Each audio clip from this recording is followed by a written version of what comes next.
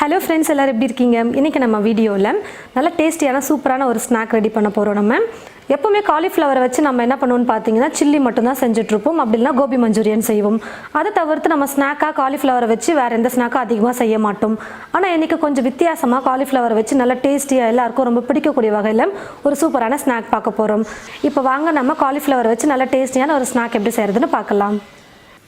ஒரு பாத்திரத்தில் தண்ணி எடுத்துக்கிட்டு ஸ்டவ்வை பற்ற வச்சுக்கிட்டு அந்த பாத்திரத்தை வச்சுருக்கேன். தண்ணி வந்து நல்லா கொதிக்கட்டும். தண்ணி இந்த மாதிரி நல்லா கொதிச்சதுக்கப்புறமா ஸ்டவ் ஆஃப் பண்ணிக்கிறேன். இப்போ இது கூடவே கொஞ்சமாக மஞ்சள் தூள் சேர்த்துக்கிறேன். சின்ன சைஸில் இருக்கிற காலிஃப்ளவர் ஒன்று எடுத்து இந்த மாதிரி சின்ன சின்னதாக கட் பண்ணி எடுத்து வச்சுருக்கேன். இந்த காலிஃப்ளவரை தண்ணியில் சேர்த்துக்கலாம். எப்போவுமே காலிஃப்ளவர் செய்யும்பொழுது நம்ம சுடு தண்ணியில் போட்டு ஒரு 5 நிமிஷம் விட்டுட்டு அதுக்கப்புறம் தான் நம்ம யூஸ் பண்ணணுமே. பூக்கோஸ்குள்ளே வந்து பார்த்திங்கன்னா புழு கண்டிப்பாக இருக்கும். அதனால் தண்ணியை நல்லா கொதிக்க வச்சுட்டு ஒரு 5 நிமிஷம் சுடு தண்ணியில் போட்டு எடுத்தோம்னா உள்ளே ஏதாவது புழு பூச்சி இருந்ததுன்னா கூட வெளில வந்துடும். காலிஃப்ளவர் சுடு தண்ணியிலே அப்படியே ஒரு 5 நிமிஷத்துக்கு இருக்கட்டும். ஒரு பவுல் எடுத்துக்கிட்டு இந்த பவுலில் வெறும் மிளகாய்த்தூள் சேர்த்துக்க போகிறேன். 1 ஸ்பூன் வெறும் மிளகாய்த்தூள் சேர்த்துக்கிறேன். நம்ம காலிஃப்ளவர் எடுக்கிறோம் பாருங்கள், அதோட அளவு பொறுத்து நீங்கள் மிளகாய்த்தூள் சேர்த்துக்கோங்க. ஏற்கனவே காலிஃப்ளவரை சுடுதண்ணியில் போடும்போது மஞ்சள் தூள் சேர்த்துருந்தேன். இப்போ கொஞ்சமாக சேர்த்துக்கிறேன். 1/4 ஸ்பூனுக்கும் குறைவாகவே சேர்த்துக்கோங்க. 1/4 ஸ்பூன் கரம் மசாலா. கரம் மசாலா வந்து ஆப்ஷனல் தான், வேணான்னா நீங்கள் ஸ்கிப் பண்ணிக்கலாம். இஞ்சி பூண்டு விழுது 1/2 ஸ்பூன் சேர்த்துக்கிறேன். உப்பு கொஞ்சமாக சேர்த்துக்கிறேன். காலிஃப்ளவருக்கு தேவையான அளவுக்கு மட்டும் உப்பு சேர்த்தா போதும், ரொம்ப அதிகமாக சேர்க்க வேணாம். இப்போ இது எல்லாத்தையும் சேர்த்து நல்லா மிக்ஸ் பண்ணிக்கலாம். காலிஃப்ளவரை சுடுதண்ணியில் 5 நிமிஷம் நான் அப்படியே விட்டுட்டேன். இப்போது ஒரு வடிகட்டி வச்சு நம்ம வடிகட்டி எடுத்துக்கலாம்.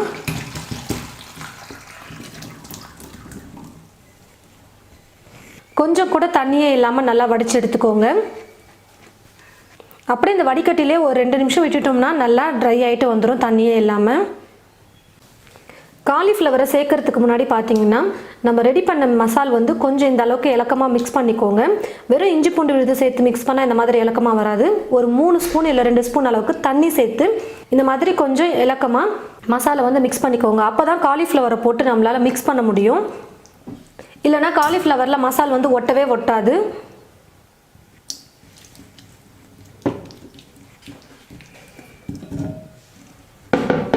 இப்போ காலிஃப்ளவரை போட்டு நம்ம மிக்ஸ் பண்ணோம்னா மசால் ஃபுல்லாக எல்லா காலிஃப்ளவர்லேயும் நல்லா பரவி இருக்கும்.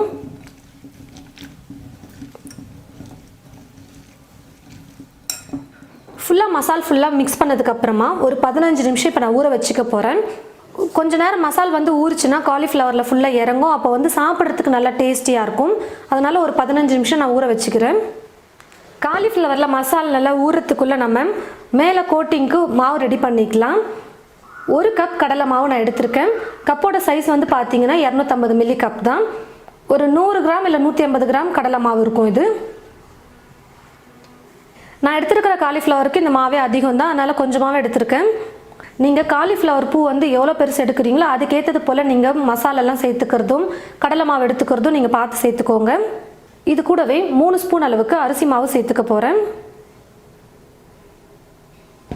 உப்பு தேவையான அளவுக்கு சேர்த்துக்கிறேன். சோடா உப்பு 1 சிட்டிகை அளவுக்கு சேர்த்துக்கிறேன். இது வந்து ஆப்ஷனல் தான், வேணான்னா நீங்கள் ஸ்கிப் பண்ணிக்கலாம். நிறைய பேர் வீடியோவில் கேட்குறீங்க சோடா உப்பு போட்டு செய்யக்கூடாதா அப்படின்னு சொல்லிட்டு. கண்டிப்பாக செய்யலாம். சோடா உப்பு போட்டு செய்யும்போது நல்லா புசு புசுன்னு எழும்பி வரும் மாவு. சோடா உப்பு போடாமல் செய்யும்பொழுது மாவு வந்து கொஞ்சம் கெட்டியாக இருக்க மாதிரி இருக்கும், அதாவது கொஞ்சம் கல் மாதிரி இருக்கும், கொஞ்சம் எழும்பாமல் இருக்கும். அவ்வளோதான் வித்தியாசம். மற்றபடி சோடா உப்பு போட்டோம்னா நல்லா எழும்பி நல்லா சாஃப்டாக வரும். கடலை மாவை யூஸ் பண்ணுறதுனால 1 சிட்டிகை அளவுக்கு பெருங்காயத்தூள் சேர்த்துக்கிறேன். மேலே இருக்கிற மாவும் கொஞ்சம் நமக்கு காரசாரமாக இருந்தால் சாப்பிட ரொம்ப சூப்பராக இருக்கும் பாருங்கள். அதனால் 1/4 ஸ்பூன் அளவுக்கு வெறும் மிளகாய்த்தூள் சேர்த்துக்கிறேன். இப்போ இது எல்லாத்தையும் சேர்த்து மிக்ஸ் பண்ணிவிட்டு கொஞ்சம் கொஞ்சமாக தண்ணி சேர்த்து நான் கலந்துக்கிறேன்.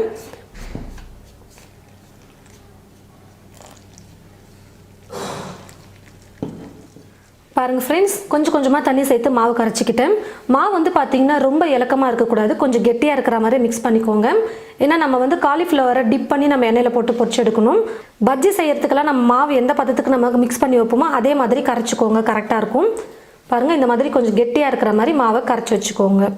மாவை கரைச்சிட்டு ஒரு 5 நிமிஷம் நம்ம அப்படியே வச்சிடலாம். கொஞ்சம் மாவு ஊறட்டும்.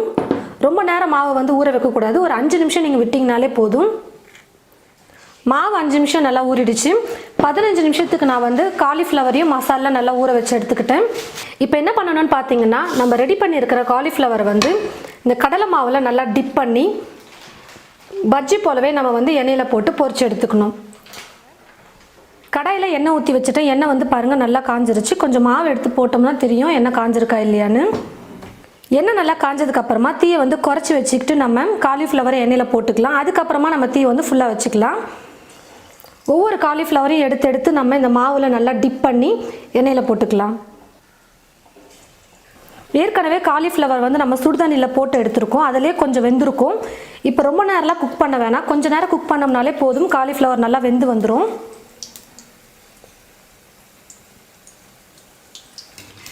அப்பப்போ லைட்டாக கரண்டி வச்சு நம்ம கலந்து கொடுத்தோம்னா எல்லா பக்கமும் நல்லா வெந்து வரும். நல்லா வெந்து மேலே வந்து லைட்டாக கலர் மாறும் பாருங்கள். அப்போ எடுத்துக்கலாம். தீ வந்து ரொம்ப ஃபுல்லாக வைக்க வேணாம், ரொம்ப மீடியம் ஃப்ளேம்லேயும் வைக்க வேணாம்.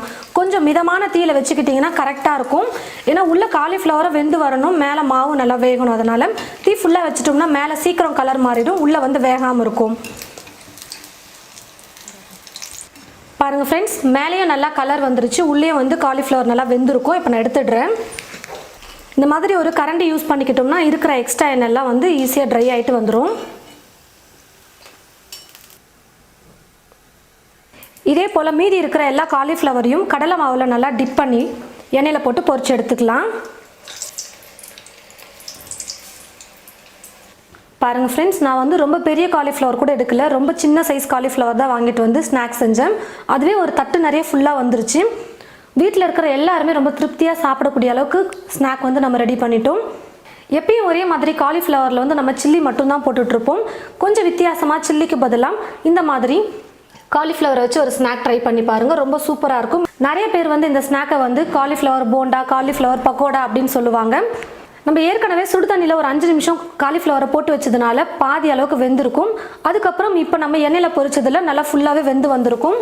ரொம்ப சூப்பராக cauliflower bonda, cauliflower pakoda ready ஆகிடுச்சு பாருங்கள். உள்ளே வந்து ஸ்பைஸியாக மசாலெல்லாம் நம்ம ஆட் பண்ணியிருந்ததுனால காலிஃப்ளவரில் சாப்பிடவே ரொம்ப டேஸ்டியாக இருக்கும், காரசாரமாக.